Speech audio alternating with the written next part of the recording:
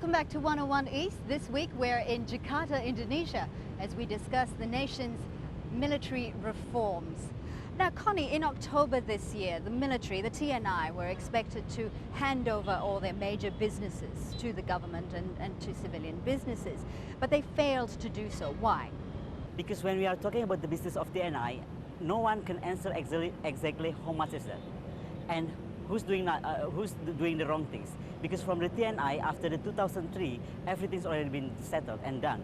So now the business is not there anymore. But if you are talking about the foundation is still, until 2003, is still working.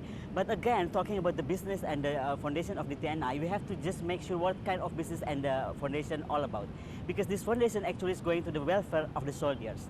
We have to understand, but our system of the armed forces is really going with the very, very low budget of defense. So for the basic needs of the military, they need a foundation to help them to buy basic daily needs, like oils, sugars, things like that.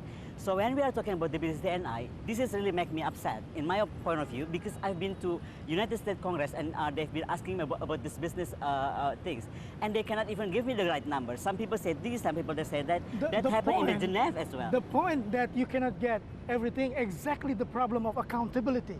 That is the issue. You know, if you yourself cannot know what kind of business they have, so that means there's a very serious problem about transparency principles and accountability principles. What I meant is right? actually... And it is a failure. Why it is a failure? The law of TNI reform is 2004, and they're supposed to finalize all the transfer of business, you know, by 2008, 2009 in October. But what happened? It is only the rules or that has been finalized, you know, that still have to be implemented.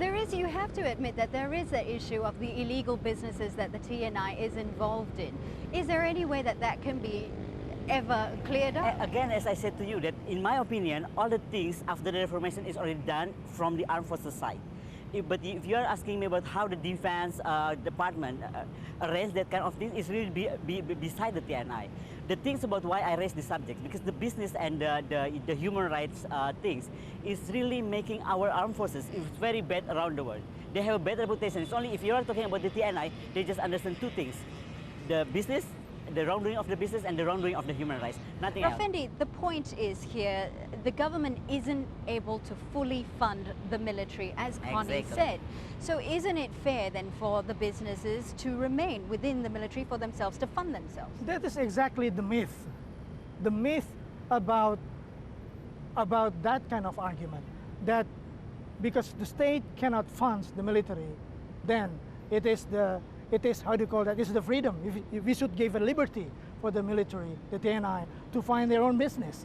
That is a very serious problem. I don't agree with the liberty. I agree. I agree with the fact that it is the responsibility of the state that to fund the military. That's agree, because it is also we created that law that there should not be any resources of incomes from the military as an as a security apparatus, which has to be controlled with the democratic side. But we are talking about a major military here. It's a huge infrastructure. The government will not be able to provide funding, I'm trying to explain about this myth, right?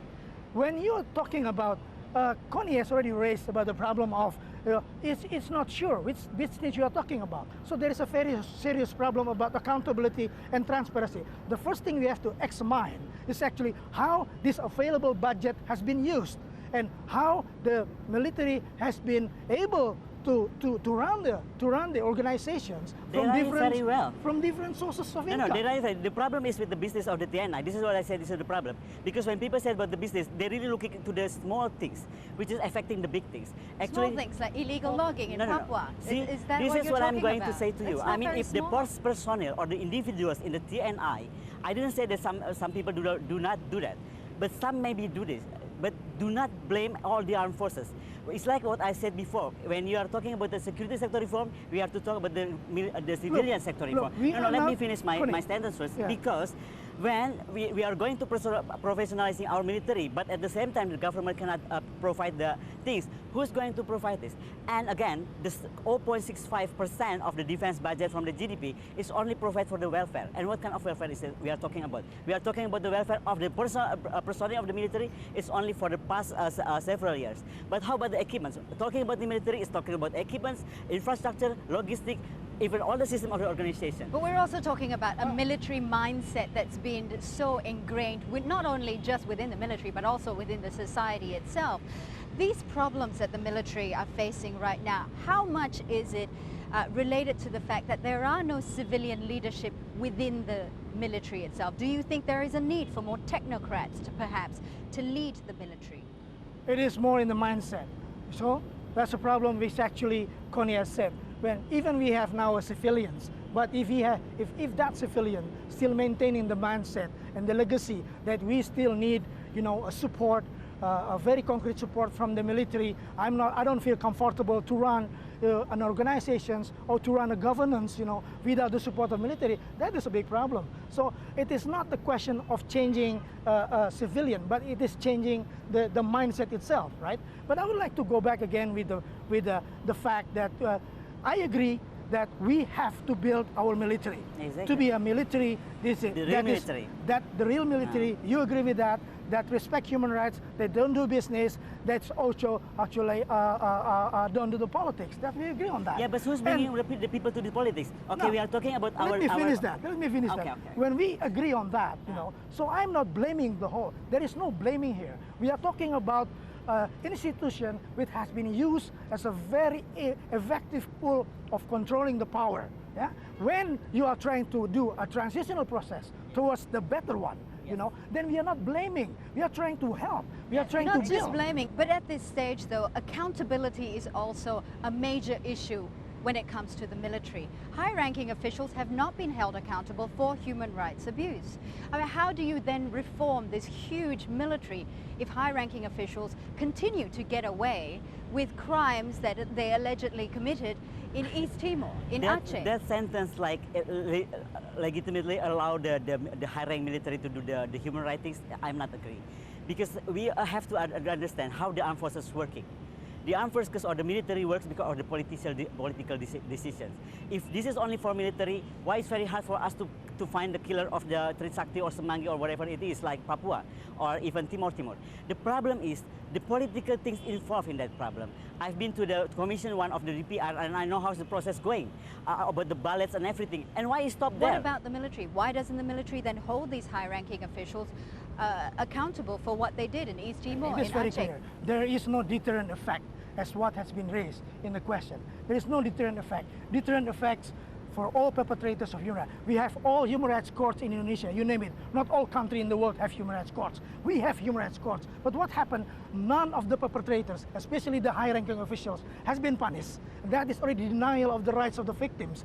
When there is no deterrent, and then there is always an opportunity to revive again, to repeat again. That is the serious problem of this society. Then it becomes a process of transition which takes a long time, sacrificing and denying the rights of the victims. That's exactly the problem. Just finally, if the reforms do not continue, what do you think will be the impact on Indonesia's democracy as it progresses?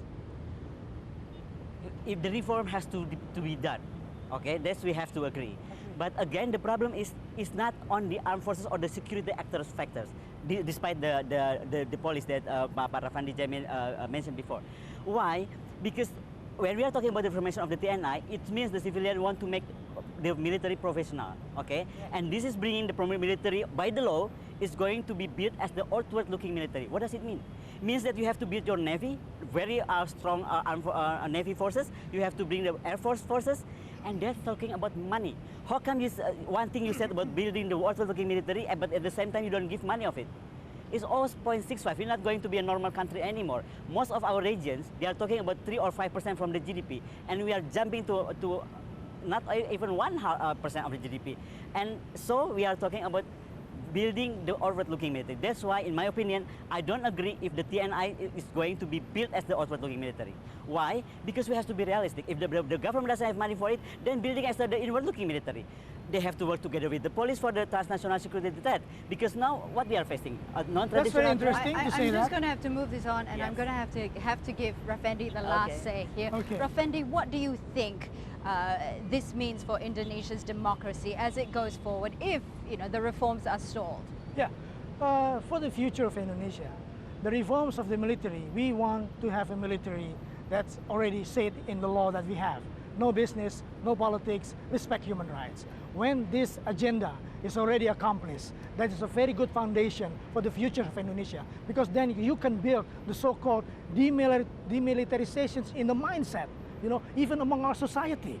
Among our society, they're so militaristic, People were very easily organized by different kind of task force and forces this and forces that on the political arena, for example. You see, so what I said, the future lies in our hands. If you're not doing anything, the agenda that you have been set already in the reforms agenda, which is already translated in the law, which has to be implemented. There are 6 or 7 implementing regulation is not yet done until now. We're just running out of time right now. Thank you very much for this very vigorous discussion. And that's all the time we have from the 101 East team here in Jakarta, Indonesia.